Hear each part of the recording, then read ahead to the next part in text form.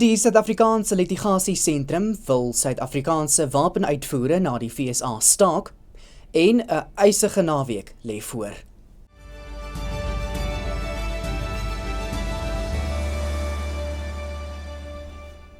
Goeiemiddag, dit is tyd vir Pretoria FM se visuele nuusbulletin in Afrikaans. Ek is Walter Ernst. Die Suid-Afrikaanse Litigasiesentrum het die Hooggeregshof in Pretoria genader om alle Suid-Afrikaanse wapenuitvoere na die FSA te staak. Volgens hofstukke oortree die Nasionale Konvensionele Wapenbeheerkomitee sy eie wetgewing deur wapentuig te verskaf aan 'n land wat wêreldwye vrede bedreig. Die SALC voer aan dat die FSA se onlangse militêre optrede internasionale reg skend. Suid-Afrika het glo verlede jaar wapens ter waarde van meer as 279 miljoen rand na Amerika uitgevoer. Die saak eis dat die regering menseregte bo politieke alliansie stel. President Cyril Ramaphosa en die minister van Verdediging en Militêre Veterane Angie Motshekga is respondente in die saak. Die regering het onderneem om alle uitstaande skuld amptelik af te skryf. Volgens die minister in die presidentsie, Kombutso Ntshavheni, sal die nasionale tesourie die uitstaande finansies oorneem. Die besluit volg nadat die kabinet die amptelike beëindiging van die Gautengse hoofwegverbeteringsprojek goedgekeur het. Dit beteken dat die invordering van alle agterstallige e-tolskuld onmiddellik gestaak word en dat gepaardgaande regsaksies laat vaar sal word. Dit volg op die aanvanklike opskorting van die stelsel in April 2024. Ntshavheni het dit egter duidelik gemaak dat motoriste wat nie verlede getrou betaal het, geen terugbetaling sal ontvang nie, aangesien die wetgewing destyds geldig was. President Cyril Ramaphosa het vanoggend die nuwe HIV-voorkomingsinenting in Secunda in Mpumalanga bekendgestel. Die middel, lenacapavir, word net 2 maal per jaar toegedien en word as 'n groot deurbraak in die stryd teen nuwe HIV-infeksies beskou. Gesondheidsowerhede sê die langwerkende inspuiting kan beter nakoming verbeter en toegang tot voorkoming uitbrei. In Suid-Afrika leef ongeveer 8 miljoen mense met HIV. Suid-Afrika het die wêreld se grootste HIV-behandelingsprogram, maar kenners sê voorkoming bly krities om die epidemie te beëindig. Die Departement van Binnelandse Sake sê duisende Suid-Afrikaners het net meer as 'n maand om hulle identiteite te bevestig, anders kan hul identiteitsdokumente ongeldig verklaar word. Miljoene ID's is geblokkeer nadat onreëlmatighede in die nasionale bevolkingsregister opgespoor is, maar meer as 2 miljoen is reeds weer geaktiveer. Nog nagenoeg 370.000 mense het tot 10 Junie om met ondersteunende dokumente by die departement aan te meld en hul besonderhede te verifieer. Die departement sê hy ondersoek tans ook ID's wat voor November 2022 geblokkeer is.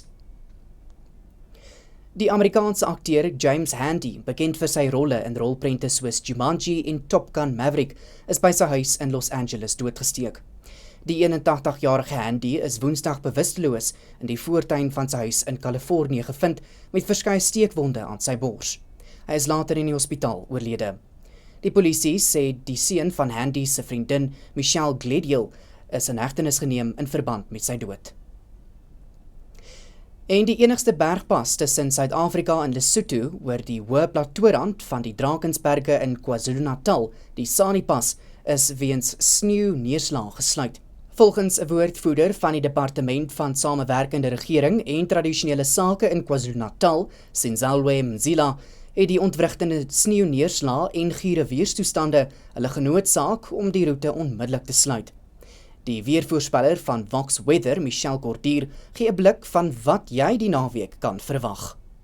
Saterdagoggend is dit yskoud agter haar afsylaagdrukstelsel met wyd verspreide ryp oor groot dele van die Noord- en die Oos-Kaap, sowel as die Vrystaat, Noordwes-Gauteng, die Hoofveld en KwaZulu-Natal met minimumtemperature wat rondom 0 sal wees in die pink kleur -2 wat verwag word in Sutherland, -1 in Bloemfontein, 0 die oggend in Bethlehem met 1 in Ermelo en Vryburg.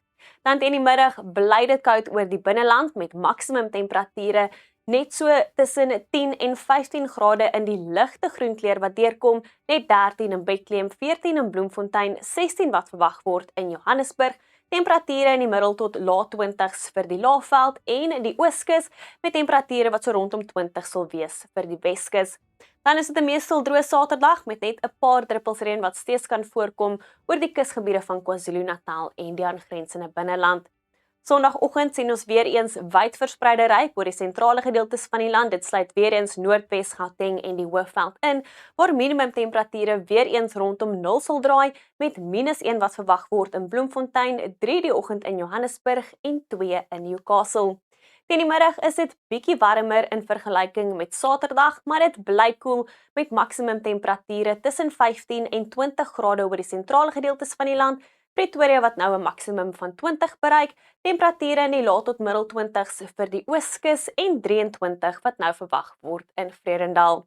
Sondagmiddag is dit weer eens 'n meestal droë middag, 'n paar druppels reën kan voorkom oor die noordelike kus van KwaZulu-Natal en dan teen die aand verwag ons reënbuie wat sal inbeweeg oor die Suidwes-Kaap en dit is as gevolg van die volgende swak koue front wat oornag tot Maandag sal beweeg oor die Suidweskus en reën weer sal bring deur die loop van Maandag vir die suidelike gedeeltes van die land. As ons kyk na jou winde vir hierdie naweek, verwag ons meestal kalm toestande, 'n noordwesse wind wat bietjie optel en fris waai oor dele van die Karoo voor die koue front, maar teen Sondag sal die koue front vinnig verswak met ligte winde wat verwag word oor die grootste gedeeltes van die land. Wel, dis al van my af. Bly warm hierdie naweek, tot weersiens van jou gunsteling weerdiens. En daarmee die einde van die visuele nuusbulletin in Afrikaans. Mag jy 'n geseënde naweek hê en warm bly. Baie dankie vir die saamkyk. Pretoria FM se nuusspan is Maandag weer op hul puls om jou op hoogte te bring van al die belangrikste nuusgebeure. Totsiens.